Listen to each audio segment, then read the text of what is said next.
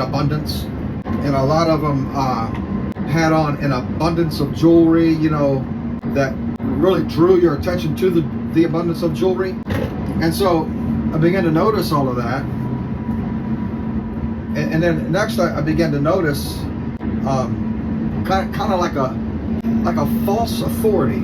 And what I mean by that is that and go, like they're like they're trying to speak like a man, like the feminism, like they were forgetting that they were a female, and like they're trying to speak with authority like they were a man. And so I was noticing these things. And again, I'm not saying one way or the other about anything. I'm just telling you what I noticed, and there were a lot. I guess when you click on one thing, the internet starts feeding you more of the same. So I really went down that rabbit trail. I just noticed like a dominance that did not seem right, did not feel right, did not set right to the Holy Ghost within me.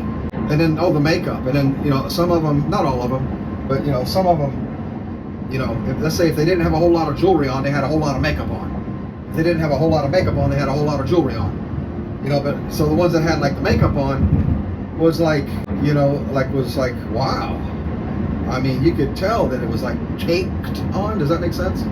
It's designed to make their lips bigger and plumper, and their eyes seductive, stuff like that.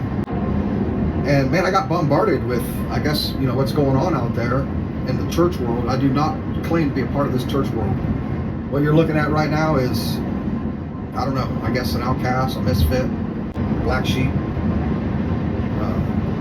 You can call me somebody who lost his way. I don't know what you want to call me.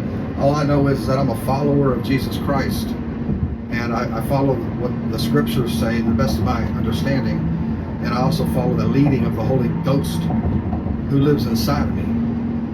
I've given up on trying to please man a long time ago. So anyway, so I couldn't help but to think of Jezebel. Jezebel of the Old Testament. There's a woman by the name of Jezebel who lived. She was like the wife of King Ahab, and she became famous for certain traits that she had. Now that's a whole other study. There's people that taught for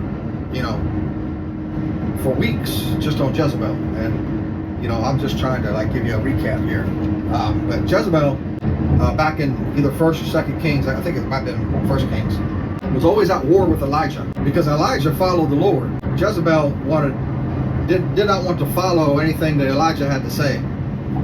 Elijah could not ever say anything that was right, so she was always at war with anything that he said. Even if it didn't show itself outwardly at first, she was at a private war with everything that Elijah said.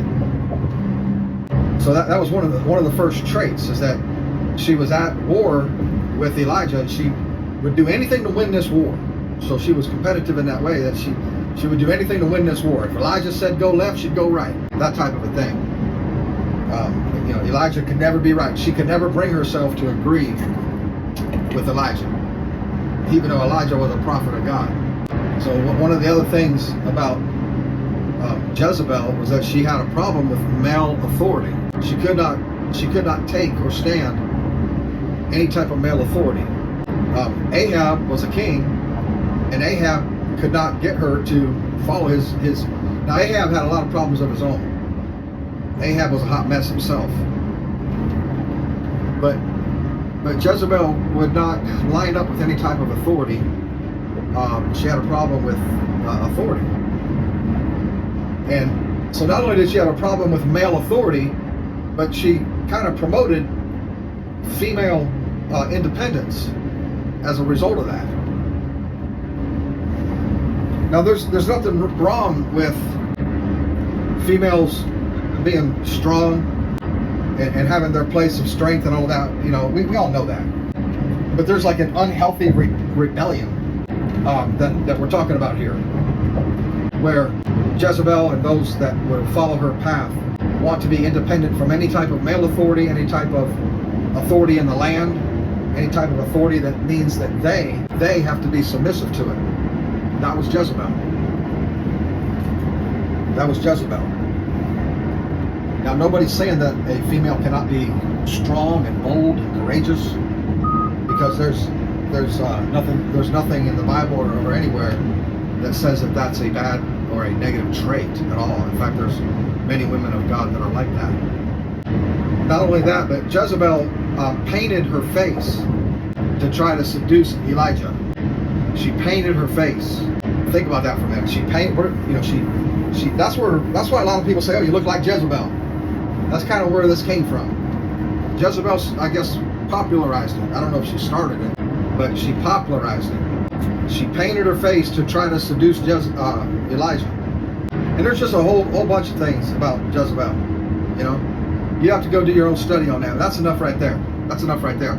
So I began to, like, as I was watching these females and everything, I thought to myself, you know, there's got to be, you know, all of these women out here, every one of them, you know, God showed me this and God showed me that and God told me to tell you and God gave me a vision and God gave me a dream and God gave me this and God's leading me here and God's doing this and God's doing that and God's doing the other.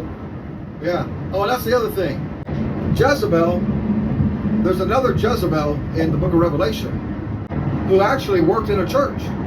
I think Revelation chapter 2, the church of Thyatira, I believe.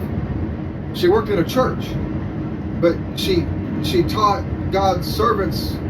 No, she taught God's people to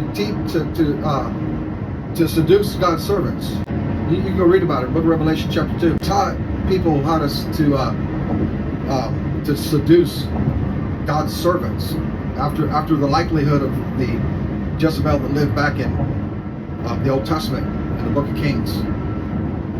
But, you know, so she had a seductive spirit, but now she's in the church. She was in the church over there. You know, so I felt like I was on to something here. That out there in the church world, there are surely out of that bunch. I mean, and actually out of the ones that I saw, none of them were hitting my spirit by the Holy Ghost. You know, like as if the Holy Ghost was ministering and hitting me by the Holy Ghost. Like the Holy Ghost was actually speaking through them. You know, a lot of this stuff nowadays is learned from other ministry. You know, one ministry will copy another ministry, and then somebody else will copy that ministry, and it's basically just a bunch of copycat stuff. I can prove it. And that's why a lot of people get you go to one church and you hear somebody speaking in tongues and you hear the same words. You hear the same Holy Ghost words. And you can hear the same Holy Ghost words that other crazy church was speaking over here.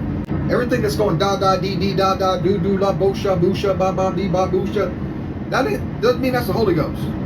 But a lot of that stuff is just copied because it's all an effort to try to be religious and competitive between churches and that type of a thing.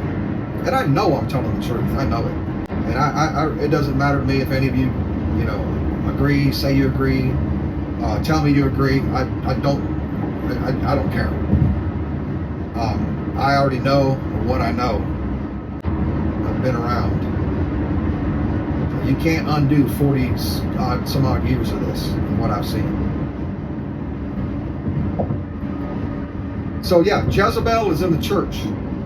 And everything speaking, God told me, is not God. It's not God.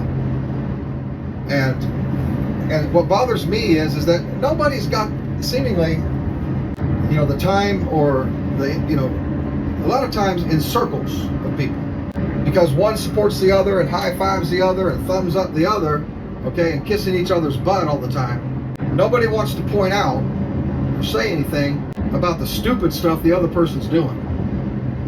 I guess that's my job, yes, and I'll gladly do it. I do it because I'm concerned about that child in the Lord, that child in the faith, that immature one, that one that gets hurt, that gets offended, that is just learning, that has questions, that's in a growing stage.